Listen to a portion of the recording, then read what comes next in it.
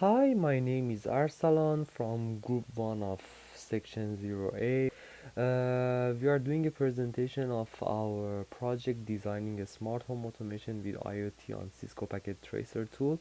And the group members of our group are I myself, Arsalan Miri, as the team leader, and Karan Singh and Saurabh Mahajan as my alliances and colleagues. So what are we doing in this project is we are trying to design a smart home by creating a network of devices using wireless home gateway, and this smart IoT appliances, cloud server and microcontroller where devices can actually be monitored and managed from any location within one single platform over the internet. So, you might ask, what is a smart home automation in general? Smart home automation can be where various appliances have come together, and with smart sensors, they communicate with each other within a single platform over internet to improve the safety and the convenience of one's household. Let's see what kind of problems we are trying to solve by introducing home automation or smart home automation. Within this project, what we are trying to do is we are trying to achieve managing our home devices from any location, which means that if I leave the house right now and I forget to turn off the lights or I forget to lock the door, or if I have a post coming to my house, I can actually be able to remotely open the door or turn off the light or somehow view the CCTV in my house from the convenience of my phone. What we are trying to do is we are trying to have a simple interface, which is going to be our IoT monitoring app that is already available on Cisco Packet Tracer tool, that can manage all the devices. The conventional way is having probably different bulky remotes, like one for your TV and one for your air conditioner, where now you just need to, we will combine all of this into one single platform through a phone app, and you can actually access and manage all the devices within the app. And most importantly, in result of introducing this project, we are trying to introduce ways that we can minimize the power consumption that is consumed majorly by the home appliances around the neighborhood or any country or anywhere. With this option, you can basically have control over your power consumptions as well, so that you can control when your devices are turned on and turned off without needing to overdo it. So uh, within this project, we are trying to achieve learning and implementing smart home combination of several wired and wireless devices in a single platform. We are trying to learn coming from a wireless telecommunications program. We are trying to learn ISP setup and server setup, and also we are trying to implement a wide area network WAN and cloud configuration and cloud server for our IoT devices. So there are already two big players or two main players in the market that are providing smart home automation, which is Bell and Rogers. Also, there is Telos and some other companies that do the same thing, but Bell and Rogers are so far the most known and most renowned brands in the market. So to successfully implement our project and get the result as per our objectives, we came up with a plan, and we started with a 12-week plan. So next we came up with our implementation flow, starting from the initialization, which is the proposal of the project. Then we identified what kind of devices and components we need inside the project. Then we came up with that, and we started configuration and implementation of our routers, our network setup, and then we proceed to complete our network by the setup of our home gateway and the controllers, and then we did the testing and make sure that everything works. So this is the final design that we came up with. The final design contains three main parts: the ISP setup part, that is the network and the cellular phone; the home portal and the wireless appliances that they connect to the home gateway; and then there is the microcontroller and the wired devices, which is the conventional way of connecting home appliances before having the home gateway introduced to the market. So how did we plan to implement our project? First of all, we used Cisco Packet Tracer version 7.4, which had all the required features and devices and components inside it. Then use the home gateway device and the MCU programmable microcontroller. And then we created a cloud server where our devices or our home portal of the IoT devices can be accessed. So let's start and take a look at some of the implementations that we have done to connect the devices to the home gateway. Firstly, on the left, as you can see, is the home gateway that we are creating a SSID inside the home gateway and a password. And for an example, on the right side, we are connecting a siren, a wireless siren, to this home gateway by entering the same SSID and providing the same password that we have created inside the home gateway. On the next step, I will explain the detailed setup of the IoT devices and the conditions that we have created for the working of our devices. So inside the home portal, we have added all our devices. All our IoT devices are listed down and they are active. And we created multiple conditions, multiple working conditions, that is called the automation conditions, which means using the sensors or smart sensors, we have some of the devices to automatically be turned on or turned off. First of all, we created a condition so for the air conditioner at home to be turned on or turned off, and the criteria for that is if the temperature inside the house by the temperature detector or thermostat is detected to be 12 centigrade or higher, then the air conditioner will turn on to cool down the area or environment. Otherwise, the air conditioner will be turned on, and on the right side, as you can see in this screenshot, we have done this successfully. Then we have created a condition for water sprinkler inside the yard to be turned on when the water levels go lower than 40 centimeters, and as you can see in the photo, when the water level is at 21.8, the sprinkler is turned on with green steps. Then the fan, when the carbon dioxide and carbon monoxide inside the garage is going higher than a level, and we use the old car and turn on the car to do a testing. So when the carbon dioxide, the carbon levels are going higher than zero point 0.1 and 0.03, then the fan starts working on a high speed to clear the carbon or smoke from the garage.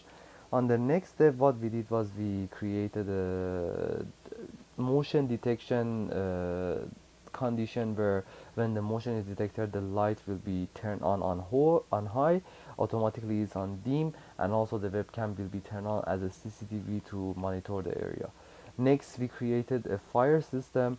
Within this fire system, what we did was we made sure that when the smoke is detected by the smoke detector, the emergency door will be unlocked, the siren will be triggered as shown in red color, the siren is triggered, the fire sprinkler will be turned on, and also the window will be open.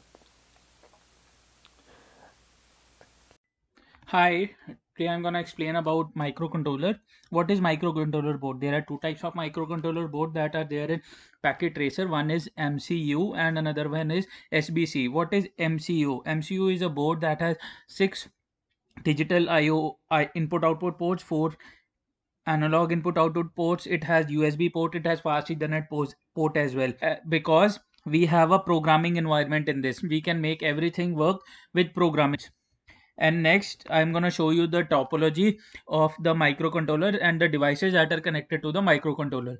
I have connected I have connected a siren, a potentiometer, I have connected LED, I have connected push button, I have connected motion sensor, I have connected rocker switch, light lamp. Light lamp provides light. Motion sensor is the sensor that detects the motion in the in the device. Let's suppose when we bring our cursor pressing hold key, it detects the motion and it will turn the webcam on, and through the webcam on you can see who is. And then when the voltage difference is too much, then it will trigger the siren. As you can see, it is red here. Okay. And then next I'll explain how we have done programming and which language we have used, what functions we have used for these devices. Firstly, I'll tell you about rocker switch and push button. What are rocker switch and push button? These are input devices, because rocker switch, when you press a switch or press a switch or release a button or push a button, then the output can be seen on some other devices. That's why it is called as input devices. Output devices are lamp, LED. That are my output devices. So I have made a function here. If the AI input, I have used a variable which is AI input and button pressed. Button pressed is a boolean variable, and AI input is not a boolean, it's a binary variable. Button press is false, that means lamp is off. And if button is pressed, it's true, then it means lamp is on. When AI input is 0, then it means LED is off. When AI input is greater than 0, that means LED is on. programming of motion detector. Detector programming I have done in JavaScript. I have used functions, function loop, and function setup. What function setup will map those states to home gateway. And in this function setup I have called the setup function. It's a recursive function. I have called iode client dot setup, that is calling a function in a function itself, that is called recursive function. I have used loop function. In loop function, what it will do, like when it will detect the motion, then it has to show it has to do something. When it is not detecting the motion, then how it will come to know that it is not detecting the motion? So we have to reset it. That's why I have used the function loop to reset it after some time.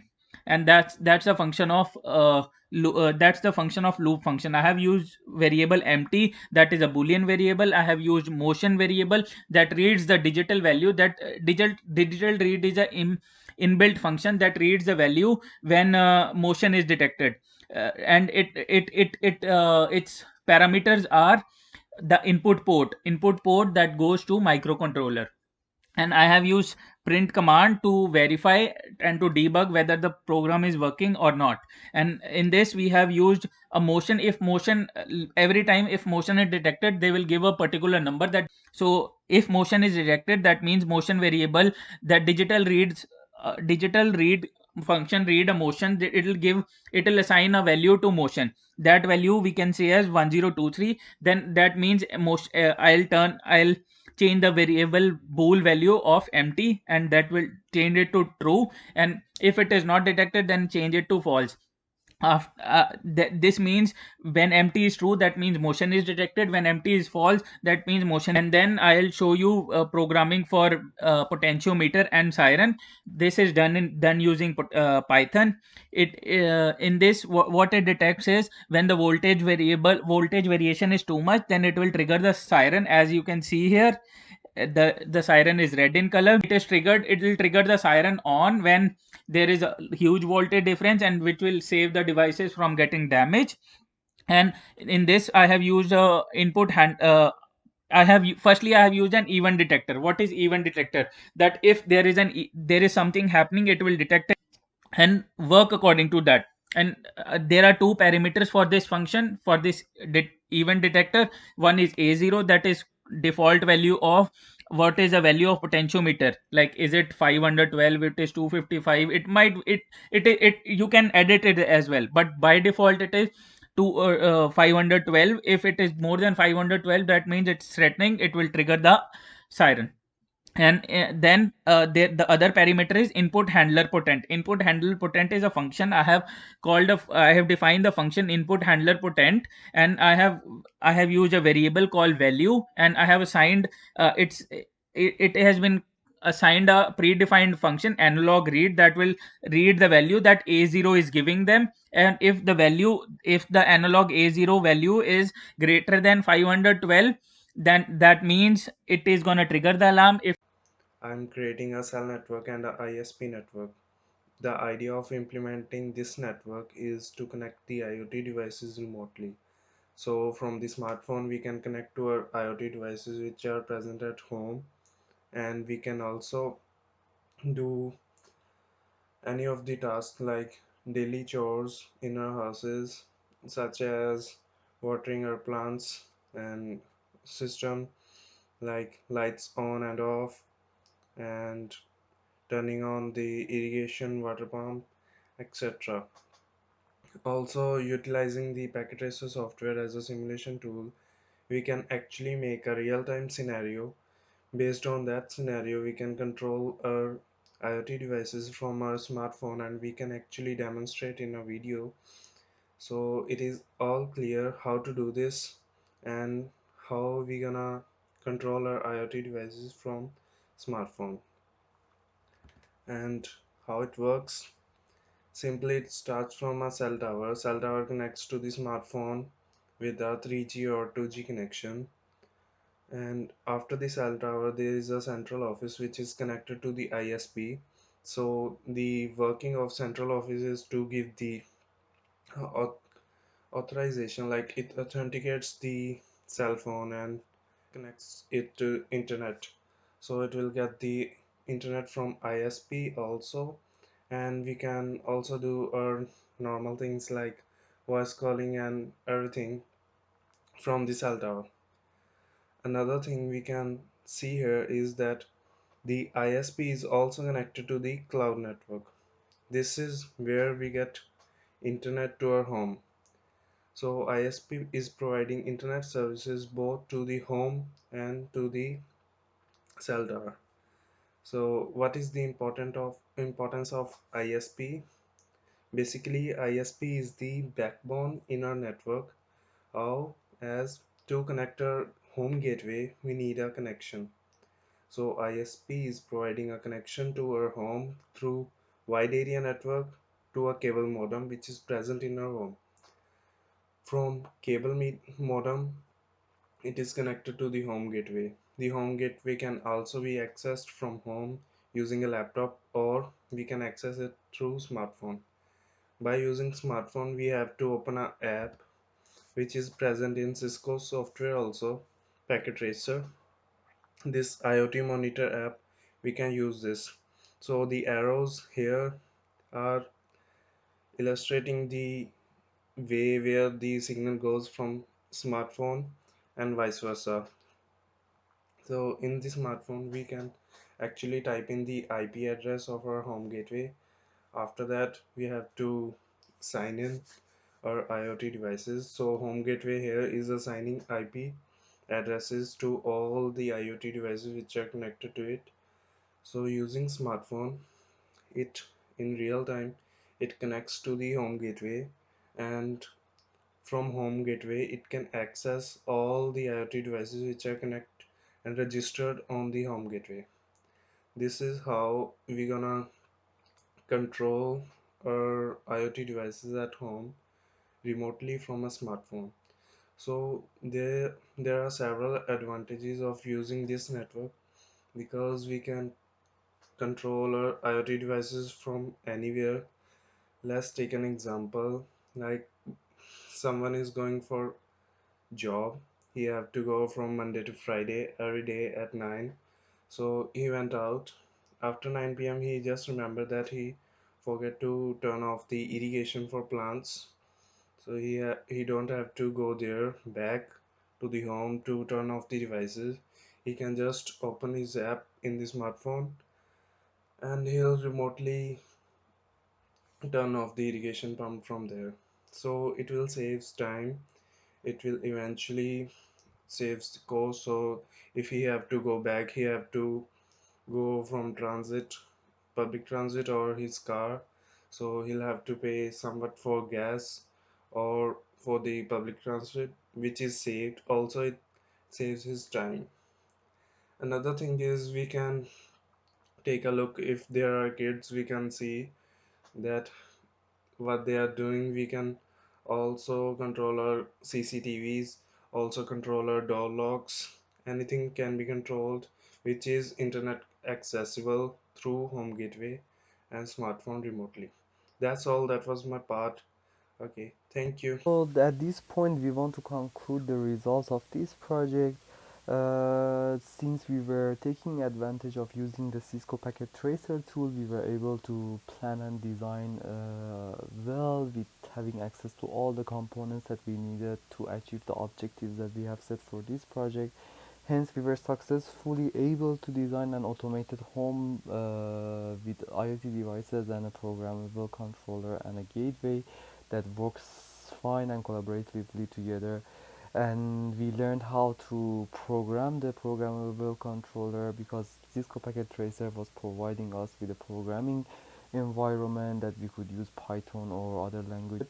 And we also learned, most importantly, coming from the wireless telecommunication background, we learned to implement general cellular network architecture to facilitate our home monitoring portal with a cloud server. For the future works of this project, at this project we mainly focus on the smart home components in the Cisco Packet Tracer, but with the existing features inside the Cisco Packet Tracer, we can design a complete smart building or smart office.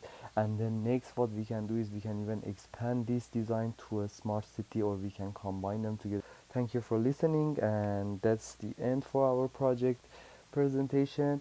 And we would like to thank our supervisor and our instructor, Mr. and Dr. Sikter Kamaruzzaman.